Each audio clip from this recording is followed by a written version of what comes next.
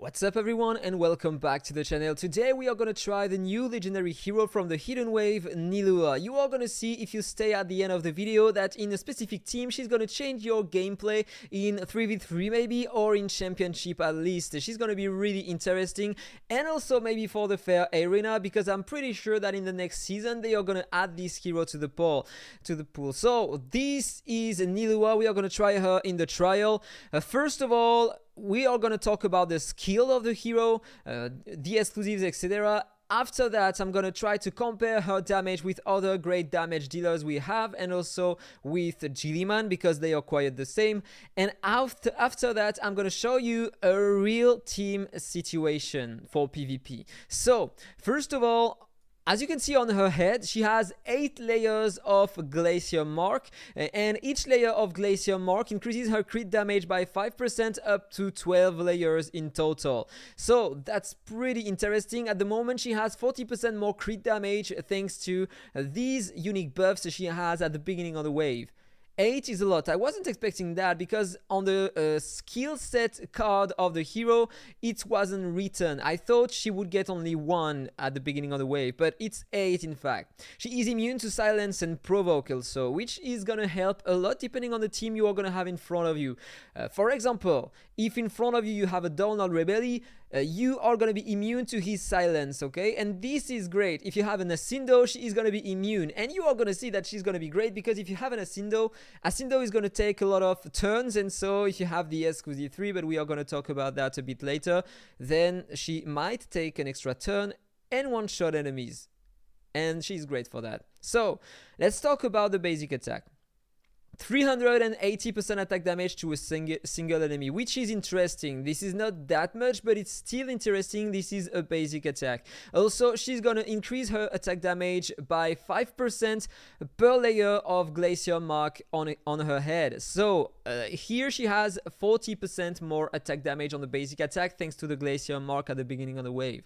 And after using the basic attack, she's gonna get 1 more layer of Glacier Mark. But remember that every time one enemy is gonna take a turn, it's gonna remove 1 layer of Glacier Mark on her. So if you have no exclusive on her, you need to play before the enemies, otherwise you are gonna lose a lot of damage, okay? Remember that.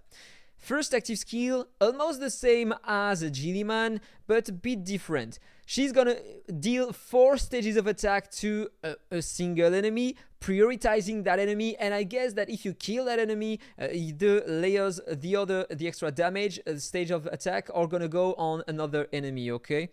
So she's gonna deal 160% attack damage per attack. And for every 3 layers of Glacier Mark above her head, she's gonna launch another attack. Up to 4 bonus attacks with this skill. So up to between 4 and 8 attacks using that skill. So in total, 160% attack damage per attack. If you have 8, you are gonna deal crazy damage, right? Especially depending on the heroes you're gonna have in your team.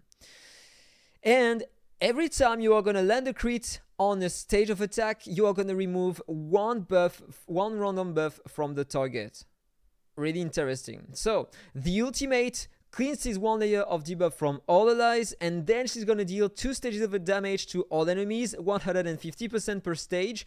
And the last stage is gonna deal 400% attack damage to the main target, ignoring shield, immortal, and damage immunity. This is so great. Imagine having a Nordak in front of you, okay? He brings damage immunity and shields. You target one enemy, the damage dealer in front of you, and you can basically one-shot him depending on the damage you are gonna have on your hero. This is pretty strong, right? Or imagine having a team using an Elsa. Elsa is gonna proc the immortal on enemies, but if you are using that, then you are gonna kill the target under immortal. She is great for that. And if you land a crit on that skill, you are going to reduce the main target's stun meter by 50%, which is a lot if you can't kill him. So really interesting, right? Let's talk about the exclusives now, because they are really interesting, okay? So the first one, important, at the end of all allies turn, she's going to get 1 layer of Glacier Mark, each of which is going to increase the piercing rate by 5% in bonus. So here, thanks to the Glacier Mark I have, She has 40% piercing rate. This is huge. Imagine if you are using her with an Esther, increasing her piercing rate even better, using her with a shield smash aura. If she has a shield with Esther, she's just gonna reach maybe or be close to the 100% piercing rate, and so enemies won't be able to tank that. This is amazing. Then, second exclusive, when she dies, she's gonna cast Falling Turbulence. This is the ultimate. To the attacker, the guy who killed her, for once. The effect can only be triggered again after NILUA is revived and acts for 1 turn. The ultimate, depending on the stuff you are gonna have in the stats on her, if the enemy is a damage dealer, a NILUA for example, she's gonna kill you and you are gonna revenge. You are gonna kill her directly using that skill because it ignores everything, and the damage coefficient on a single target is just completely crazy. So adding the piercing rate to that, for sure she's gonna one-shot the hero in front of you. So that's great in my opinion. And the third one is the best. Of course it's the best. Look at that. When she has more than 5 layers of Glacier Mark, for every 1 layer of them lost, she's gonna get more turn meta. Turn meta increased by 6% per layer lost on her. And that's great because if the enemy plays before you, every time one enemy is gonna take a turn, your NILUA is gonna get 6% more turn meta. But if you fall down below 6 layers of Glacier Mark, she's gonna cleanse all debuffs she has on her and get an extra turn immediately. It can be triggered only 1 time per wave, but it's completely game changer. I'm gonna show that to you in the real team situation right after. So I'm gonna apply a team. We are gonna try all the best damage dealers in the game and try to figure out where is she situated. So this is the first test I'm gonna do. I have great damage dealers in AoE, and so we are gonna try to compare their damage. First thing to take into consideration, enemies have different marks and my heroes have also different marks. The neutral mark, the force mark is gonna be neutral on every other mark, so normally they won't have any advantage or disadvantage. The blue mark is gonna deal more damage to the green mark and less damage to the red mark, and the red mark is going to deal more damage to the blue one and less to the green one. But normally in the average damage of my heroes are going to be the same. Okay, so I have Slagdow. This is in order to use that skill and block the buffs on enemies. Otherwise that guy is gonna proc a defense up, and so my damage are not gonna be real on my entire team. So let's use the ultimate of Belton. Now the ultimate of her. The ultimate of Gilliman on a neutral enemy. And that skill from Melchior. This is the one that deals the most amount of damage in AoE. And now let's check the data. We have 820k damage on NILUA, which is more than on Gilliman, and then we have the same amount of damage on Melchior and Belton. But you are going to see that the second hit is going to be different. And 1100k on a Slagdow, which is still pretty interesting for a Slagdow. So we are going to use a second skill now and see where we are situated on the second turn. So let's use that on that enemy. Now on Melchior, I can't use that skill again. And this is why the hero is less effective than Belton, for example, because if I reuse that, this is not gonna be good. And if you want to use him in auto, you can't tell him to use that skill on the first turn and that skill on the second one. You can use that as the first action and then that in priority 1. But if you are doing that during the entire fight, he will always do the ultimate, and so this is not efficient. Maybe it's better to tell him to do what he wants. That means no smart casting at all. So now we are gonna try to use that skill. On Slagdow, that one. And on Belton, this is why Belton is the best AoE damage dealer in the game. He has a lot of damage, and also he can use twice in a row the ultimate without the need of cooldown reduction. And so if you are using him with a Bizedon, for example, Bizedon playing right after Belton, he can use 2 times his ultimate. Perfect. And now on Gilliman, forced to use a single target attack. And let's check the data. 1230k on NILUA, just a bit more on Gilliman, interesting, right? And now way more damage on Belton than on Melchior. That's normal, I explain it to you. And then on Slagdo, we have less damage and half damage in comparison with Belton. So yeah, Belton is still the best hero and she deals interesting damage, but remember also that she's not really here to deal true damage like that. You are gonna understand that right after. So basic, and now she got extra turn because enemies take their turn, and so she lost some Glacier Mark and get 6% turn meter over and over again. So I can reuse one skill, blah, I'm gonna use that. And now you see Melchior, he can't reuse the skills because he already used them one time. This is pretty bad, right? So we are gonna do another test now. Okay, so now let's try her in a real situation. Normally in PvP you can face this kind of team, and if it is the case, normally the Nida in front of you might kill you super easy, right? But it's not gonna be the case thanks to her, and so she is gonna change many things. But if you have the exclusive 3 only, you are gonna understand that. But first of all, let me show you the stats of the heroes I'm gonna play. This is the stats I have on my account with all the heroes here in my team and in the team in front of me. This is my account's skills, my account's stats.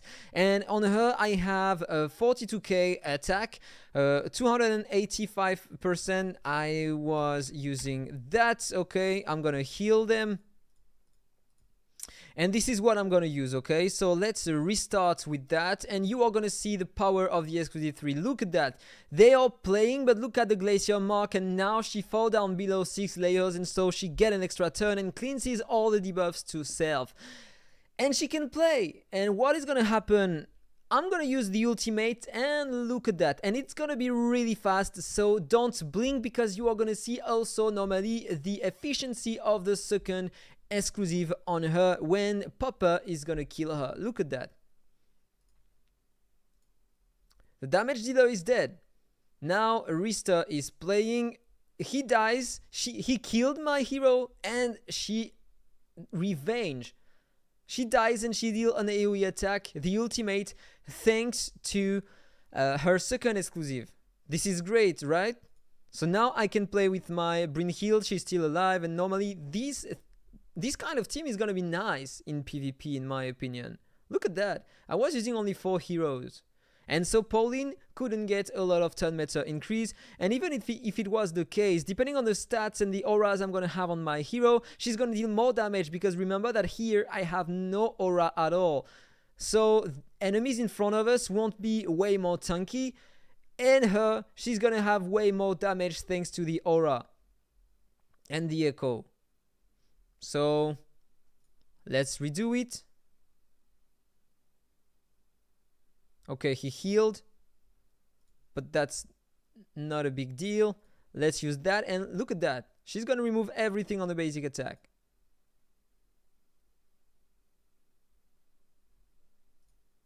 And it's over. So this is the great team, because she has the most amount of attack in my team, and so Rista is increasing her attack and thanks to the alliance, and giving her some crit damage bonus. And Raid is increasing my direct damage, and so that team is pretty strong to use, in fact.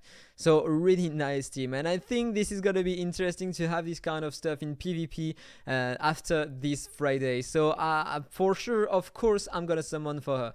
And look at that. If I remove only one exclusive to get the exclusive 2, look at what is gonna happen. She will never take the extra turn. And my team is dead. Look at the revenge. I almost won thanks to the revenge. This is amazing, right? You know what? We are gonna try something different. We are gonna try something else. I'm gonna redo that. And I'm gonna try to put another hero in the team. He is Force Mark, if I'm not mistaken, and he is from the Brotherhood. Popper. This is what I'm gonna use. Should I use another one? No. You know what? I'm gonna try that, and you are gonna understand what I'm gonna try. but I'm gonna need to put some stats on him, synchronize data. I'm gonna lower a bit his speed just to try the damage, okay? Imagine I want to build a popper with a lot of crit rate and crit damage, but not a lot of speed as a damage dealer, in fact. So 42k attack, let's say I want that. I'm gonna heal everyone in the team. I think you understood what I wanted to try, right? So I'm gonna do that, and I'm gonna remove her exclusive 3. And let's see what is gonna happen with the revenge. They are gonna attack me, kill both my popper and her, and I won. I won. Exclusive 2. I won against that team because Popper and her, when they died, they both used an attack, an AoE attack, and killed them, and my Brynhild counter-attacked, and so I won super easy the fight. This is a joke. This is really interesting, right? So that was all for the video. I hope you enjoyed it. If it's the case, don't forget to like, comment, and subscribe. Have a nice day, and see you soon. Bye-bye.